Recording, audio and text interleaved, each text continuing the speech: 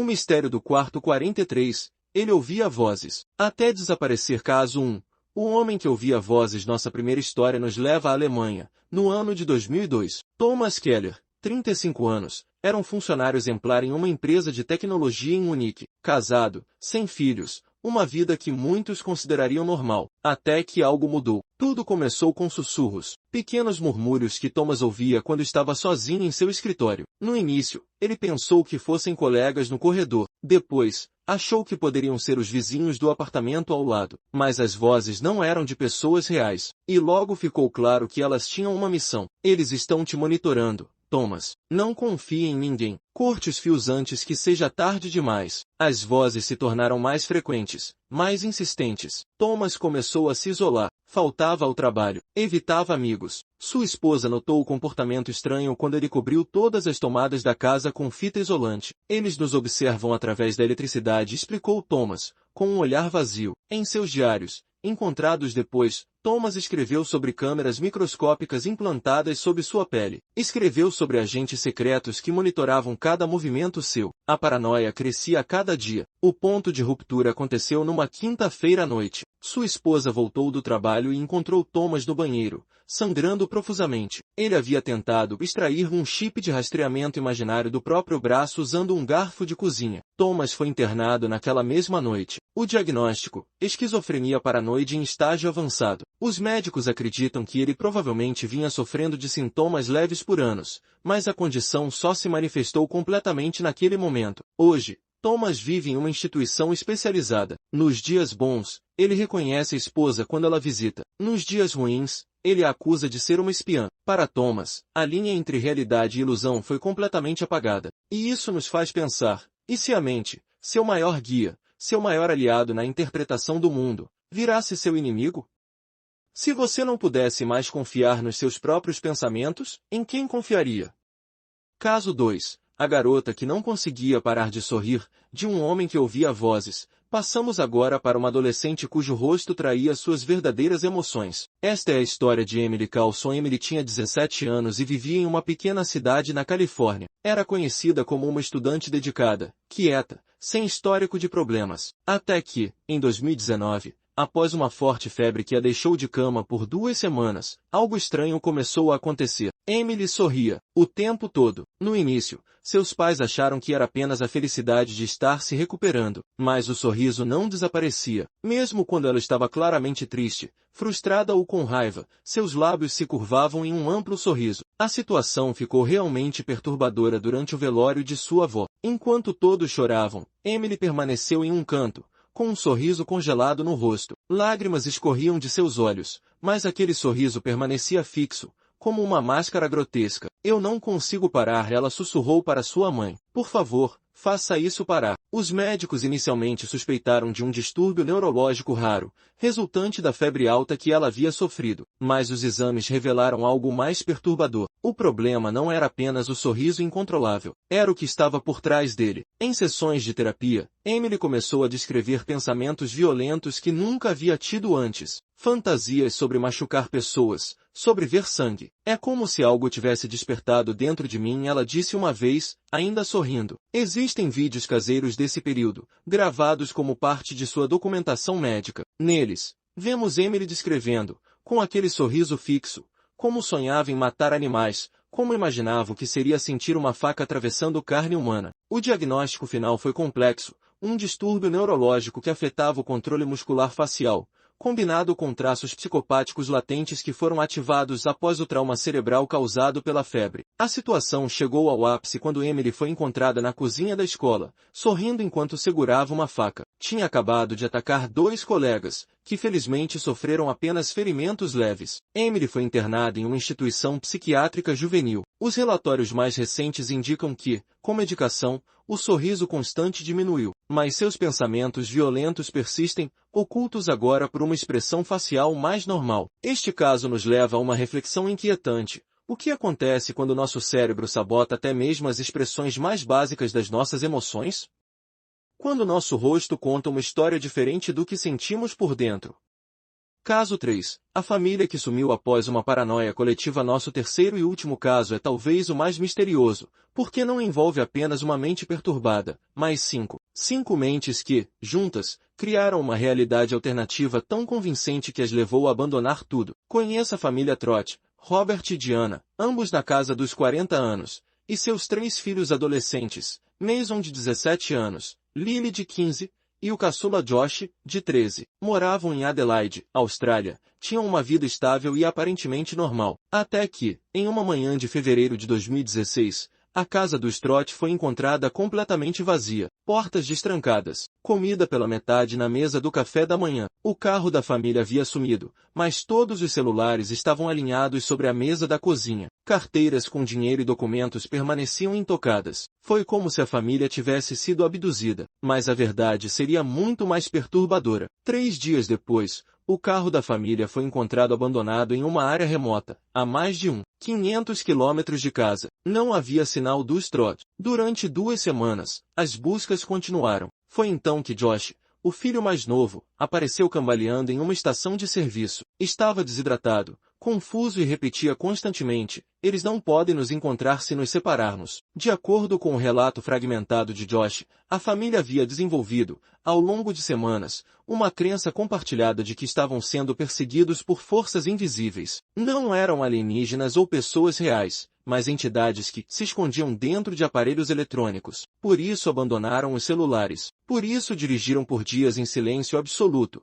Qualquer som poderia atrair as forças. Com as informações de Josh, a polícia conseguiu localizar os outros membros da família, um por um, em diferentes locais num raio de 50 quilômetros. Cada um estava em um estado dissociativo diferente. Mason foi encontrado vivendo em uma caverna. Lily estava escondida em um celeiro abandonado. Os pais foram os últimos a serem localizados, vivendo na floresta, se alimentando de frutas e raízes. O mais intrigante: quando reunidos e tratados, nenhum dos 5 conseguia explicar exatamente por que fugiram ou como desenvolveram aquelas crenças bizarras. Era como se uma amnésia coletiva tivesse apagado a origem do delírio. Os psiquiatras chamam isso de psicose compartilhada ou folia à família, um fenômeno raro em que um delírio é transmitido de uma pessoa para outras em um ambiente fechado e isolado. Investigações posteriores revelaram que Robert, o pai, havia sido recentemente demitido e estava tomando medicamentos para ansiedade. Diana, a mãe, tinha histórico familiar de transtorno bipolar. Acredita-se que o estresse e o isolamento crescente da família podem ter sido catalisadores para o surgimento dessa realidade paralela compartilhada. Hoje, a família Trott vive separada. Os filhos estão sob tutela de parentes, enquanto os pais continuam em tratamento. Ocasionalmente, quando questionados sobre o incidente, todos apresentam a mesma resposta vaga. Parecia real na época. Parecia que não tínhamos escolha. Este caso nos confronta com uma pergunta perturbadora: pode uma mente adoecida contaminar uma família inteira? Até que ponto nossas realidades individuais são moldadas por aqueles com quem compartilhamos nosso espaço e nossas vidas? Caso 4. A menina que dormia com os olhos abertos. Lara era uma criança comum, o tipo de menina que adora brincar no quintal, colecionar figurinhas e rir das coisas simples da vida. Mas aos 9 anos, ela começou a fazer algo diferente. Ela dormia com os olhos completamente abertos. No começo, seus pais acharam curioso, até engraçado. "Olha só, parece que ela tá de olho na gente até dormindo", dizia o pai, rindo nervosamente. Mas o que era uma excentricidade, aos poucos, virou um pesadelo acordado. No meio da noite, Lara andava pela casa, em silêncio, sem piscar. Passava pelos corredores como se estivesse sonâmbula, mas, diferente, ela não parecia perdida. Parecia saber exatamente para onde estava indo. Certa vez, a mãe acordou e encontrou Lara em pé na frente do espelho do banheiro, parada, por mais de 1 hora, apenas, olhando. Quando questionada pela manhã, Lara apenas disse: "Mamãe, eu tava tentando ver quem tá me vendo por dentro." Ela começou a falar frases desconexas, em línguas que nenhum adulto conseguia identificar. Desenhava figuras estranhas em papéis e nas paredes, olhos que se multiplicavam,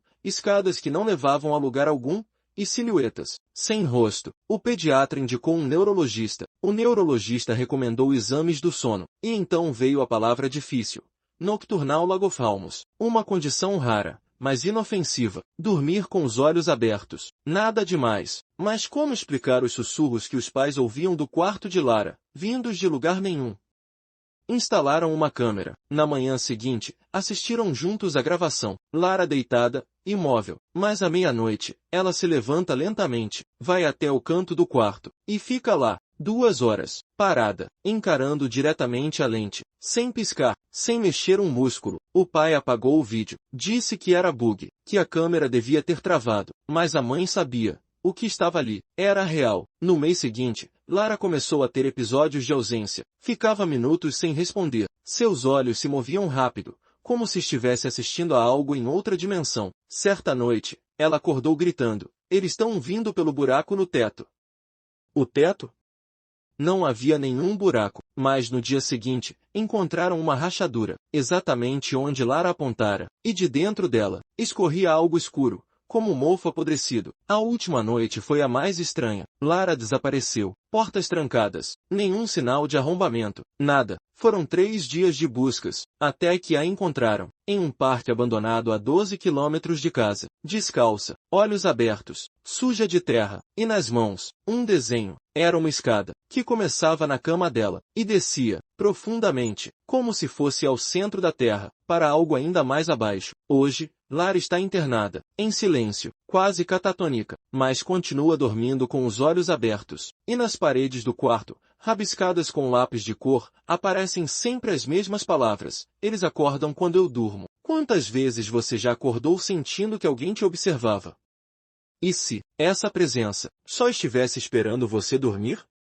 Caso 5. O homem que esqueceu que existia. Em 2015, policiais de Madrid encontraram um homem vagando pelas ruas, descalço, sujo, sem documentos. Quando lhe perguntaram o nome, ele respondeu com um sussurro: "Acho que eu nunca fui." Levarão-no a um hospital psiquiátrico. E o que descobriram lá desafiou toda a lógica da medicina. Ele foi apelidado de Xavier, por pura conveniência. Mas Xavier não sabia quem era. Não lembrava da infância, nem dos pais, mas também não lembrava o que significava ser. Quando os médicos mostraram objetos do dia a dia, uma colher, um livro, uma maçã, ele segurava cada um com cuidado, como se fosse a primeira vez, não com medo, mas com uma estranha reverência. E então perguntava: "Isso é real? Ou eu imaginei também?" No espelho, Xavier não reagia. Você já tentou imaginar como seria não reconhecer o próprio rosto? Ele apenas olhava e dizia: "Quem é esse homem que me persegue?" As avaliações clínicas indicavam que seu cérebro funcionava normalmente. Ele era capaz de desenhar, fazer cálculos, interpretar frases, mas não sabia dizer o que era um eu. Disse uma vez a enfermeira: "Vocês me tratam como um alguém, mas eu me sinto mais como um eco." Os médicos consideraram casos extremos de despersonalização, desrealização, mas Xavier parecia ter ultrapassado um limite que ninguém imaginava possível. Ele não só havia esquecido sua história, ele havia esquecido que era uma história. Durante uma sessão, um psiquiatra perguntou: "O que você acha que está acontecendo?" Xavier sorriu e disse: "Acho que fui inventado por alguém que se cansou de manter a mentira viva." Com o tempo, ele parou de responder ao nome, rasgava as roupas, evitava espelhos, recusava comida. Dizia: "Se eu me alimento, confirmo a ilusão, mas se eu desaparecer, talvez acorde do outro lado." Começou a falar menos. Escrevia palavras desconexas nas paredes do quarto. Ideia, ruído, rejeito, não ser. Em uma noite, uma enfermeira o flagrou tentando se apagar com uma borracha. Sim, uma borracha escolar. Ele esfregava o próprio braço, como se pudesse apagar a si mesmo do mundo físico. Câmeras foram colocadas para monitorá-lo, mas em várias gravações, o vídeo travava justamente quando ele encarava a lente, como se sua presença desestabilizasse o próprio ato de registrar. Em sua última sessão com o psiquiatra, ele disse: "Talvez eu seja só um pensamento mal resolvido, esperando ser esquecido por completo." O médico respondeu: "Mas você está aqui, agora, comigo." Xavier olhou nos olhos dele e murmurou: "Está mesmo?" E então, ele desapareceu, literalmente. No dia seguinte, o quarto estava vazio. Nenhum sinal de fuga. Nenhuma câmera mostrou sua saída. Como se nunca tivesse estado ali. Só restava uma frase rabiscada na parede, em letras vermelhas: "A mente só cria o que ela acredita. E eu escolhi deixar de existir." Você já teve aquele momento estranho, olhando no espelho, em que por um segundo não se reconhece? E se esse segundo se estendesse para sempre? Conclusão: A mente humana é um universo pouco explorado, um labirinto de sinapses e conexões neurais que, quando funciona perfeitamente, nos dá a ilusão de controle total sobre nossas percepções e ações. Mas como vimos nestes 3 casos reais, essa ilusão pode ser brutalmente quebrada. Thomas, Emily e a família Trott nos mostram que a realidade pode ser mais aterradora do que qualquer ficção de terror. Por que não há monstro mais assustador do que aquele que vive dentro da nossa própria cabeça? Se você gostou desse vídeo, se inscreva no canal Psicose 2 e ative o sininho para mais histórias que exploram os mistérios e horrores da mente humana. E comenta aqui embaixo. Qual dessas histórias te deixou mais perturbado? O homem que ouvia vozes? A garota que não conseguia parar de sorrir? Ou a família que sumiu após uma paranoia coletiva? Ou, você já viveu algo parecido? Já sentiu, mesmo que por um momento, que sua mente estava jogando contra você? Nos vemos no próximo vídeo. Até lá, cuide bem da sua mente.